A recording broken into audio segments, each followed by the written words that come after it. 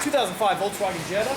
Customer's complaint is when it's cold it won't upshift, and he did some internet research and he found that there's some cases of sticky solenoids, so there's a good chance that's what this needs, but we'll make some quick checks and then we'll go from there. Okay, we're doing an auto scan on this Jetta with the transmission problem, and there seems to be no engine codes. Inside the transmission there is a 00652 gear monitoring code. I wanted to find what that means. That means that the gear monitor is bad, so we need to call up the parts store and find a gear monitor and replace it. No, that isn't the case. That's sarcasm. It means that as the computer monitors what gear you've commanded and the ratios that it's producing based on the input from the input and output speed sensors, that it can determine what ratio the transmission is making. So if it's commanding one specific ratio and it isn't making that ratio, the computer knows it, so it triggers this trouble code. So I have to point out that sometimes this code may not be there with this problem, and the reason is it takes a certain amount of driving for this code to trigger. So if you had this issue once or twice, maybe that code wouldn't trigger. Notice it doesn't say solenoid problem. There's no way the computer could know that it was actually the solenoid causing the problem. All it knows is it commands one gear to happen, that gear isn't happening. So if for instance the transmission had no second gear, meaning second gear was completely burned out, there was mechanically broken, it couldn't make second gear, then as you drive the car, the computer wouldn't know the difference between a solenoid stuck not allowing it to go to second gear, the valve and the valve body stuck not allowed it to go to second gear, or second gear not even being there. It has no way to determine that. Okay, I need to point out that these transmissions do have a common problem with a delayed engagement forward, and so before you go attempting any type of repair to one of these, you want to make sure it don't have that problem as well. If you're going to do solenoids, you want to get it cold, drop it in and out of gear a few times, make sure it's not given a delayed engagement cold. Okay, we're getting ready to drive this Jetta, looking for the transmission problem. We are going to scan the auto trans and monitor gear command as we drive it to see what the computer's commanding as we go down the road. Apologize for the glare, there's nothing I can do about that. And we got this new touch screen. It's kind of nice for VAGCOM and stuff while you're driving. Okay, so field 1 gives you the gear command right here, but I want to check the temperature real quick. Let's figure out where the temperature is on this. Right there, it's in group 2, and you see it shows -2 degrees, so it's just barely below freezing right now. Although it is a very sunny day, it's still pretty cold out. This may be the temperature of the car. The temperature of the day may be a little bit warmer than this, but we'll go back to gear command and we'll see what the computer's commanding as we drive it.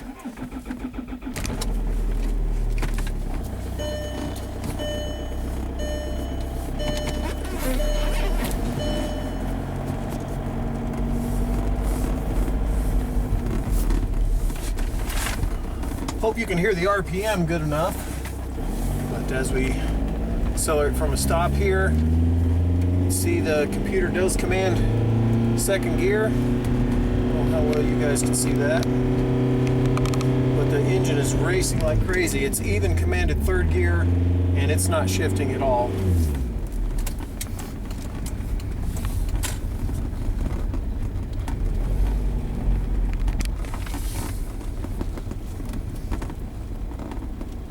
I'm going to try one more time.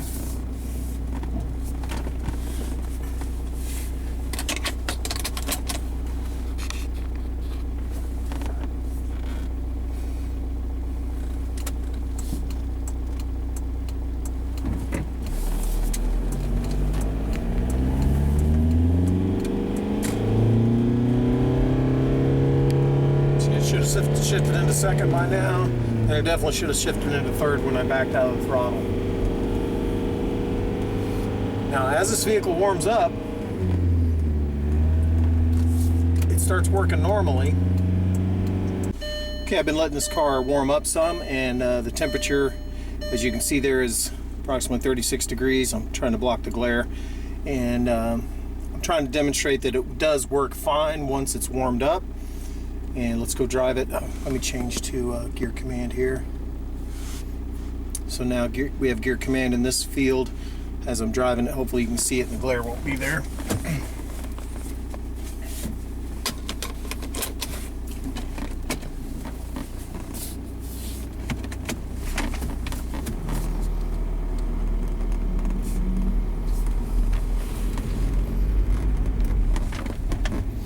I can already tell in the parking lot it's already shifted to second. Or at least I think it did. Did that change to 2? Let's go again to see. Yep, I can tell the RPM shifted to second. And I'm sure you can hear that. I hope you can hear that. But this car is working normally now that it's warmed up. I'm going to take it on a longer test drive because I don't want any problems like slipping in 4th or 5th, and that I, you know, if I don't do due diligence and drive it thoroughly enough, then I won't know the transmission's okay for repair. If we put solenoids on it and the transmission has no 5th gear, we want to know that it has no 5th gear before we put the solenoids on it.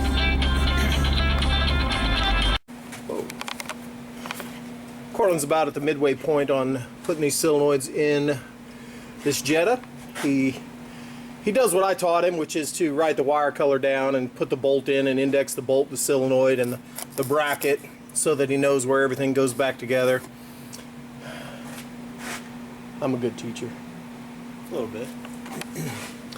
But we'll get this car fixed and I'll show you a video of it when it's fixed. Okay, I just wanted to give you some background information on the solenoids on this 09A. If you want to get this information yourself, you can just simply Google 09A Tiptronic solenoid location and function, and you can find this on the web.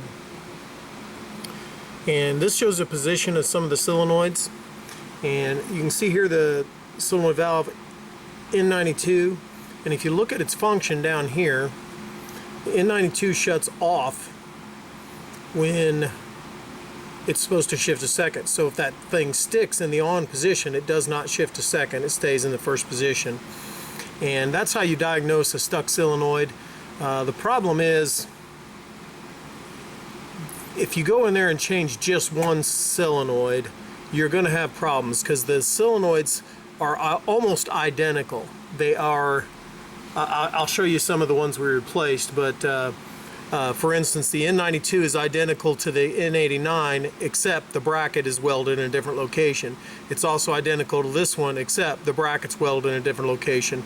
Others have a slightly different snout for various reasons, but there's basically 2 designs of solenoids in there, and both of them have trouble sticking. But they are different. They don't interchange with each other because the bracket is welded in a different location and maybe the connector's a little bit different. But you really want to go in and replace all the solenoids when you're having trouble, because you definitely don't want to go in there and change one solenoid and then later on have another solenoid stick and have to do this job again. It's a rather difficult job. Okay, one of these is the N92, and if we'd have just replaced the N92, that would have fixed this shifting problem. But I want you to pay close attention to this. Notice that these solenoids, now we broke the plastic part as we were removing this, but notice that these solenoids are identical. The bracket is different, but the rest of the solenoid is identical. This one's identical, this one's identical, this one's identical. The N92, these solenoids have a common problem with sticking. If you just replace the N92, how long is it going to be till this one sticks? It's the exact same solenoid. This one is the exact same solenoid. So if you go in and just replace one, there's a strong chance you'll be in there replacing the other one. Now, the other one will cause, if one of the other ones sticks, it will cause a different problem. For instance, one of these has a problem causing no reverse. So, but if you can tell, 1, 2, 3, 4, 5 solenoids are exactly the same. Now, let's look at these. Now, these are a little bit more critical. But if you can tell, these are identical also. These do have a slight difference in the connector, but the snouts is very similar. And so these have a problem. These have a common problem with sticking as well. And these last two have the same snout, but different brackets once again. So all the solenoids are very similar design. They all have a problem with sticking. They all make a different symptom if they stick. They can also stick open and they can stick closed, and it'll be a different symptom either way. So make your own decision. If you're tight on money and want to just replace one solenoid, fine, but you'll be in there doing it again.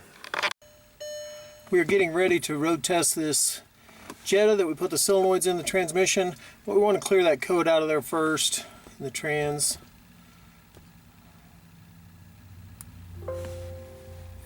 Battery's very low on this laptop. Hopefully we can get this done before it dies out on us.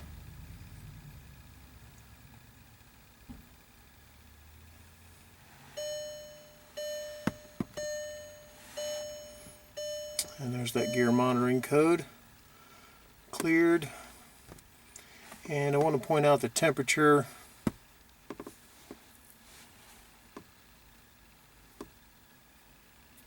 It's at 13 degrees. We did have to get this up to check temperature, which is 30 to 35. And so I'm not sure whether it's just cold enough to actually act up, but we're going to drive it again tomorrow morning just to be sure. We want to at least drive it tonight to make sure everything's okay. So let's get gear command pulled back up here. Gear command's on this field right here, field 4. We were able to hear the transmission not shifting before when we drove it, so hopefully we'll be able to hear it right now whether it's shifting or not.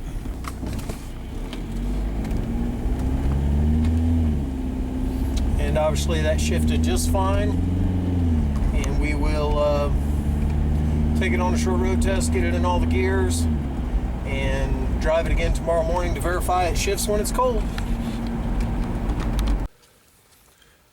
Okay, on this 05 Jetta that we put the transmission solenoids in, I wanted to review a couple things on it. First of all, this is a BEW diesel engine.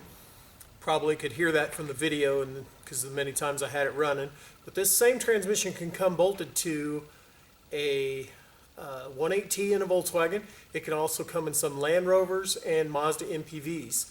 So if you have solenoid sticking in any of those vehicles, you can fix it. I've seen lots of times where one of these transmissions with a solenoid sticking problem will go to a shop and the shop won't be willing to put solenoids in it because of the liability. They think, oh, if I do this expensive repair and it doesn't fix it, then I get no. Those shops are not willing to have due diligence to try a repair because of their liability. And that's the wrong thing for a shop to do. I've done this repair probably 30 times, and it's fixed it in every one of the circumstances. Now, I mentioned that there have been a couple circumstances where the transmission had a second problem, and of course it doesn't fix delayed engagement, okay? It might fix no reverse, it might fix slipping and banging on shifts, and it might fix no upshift cold.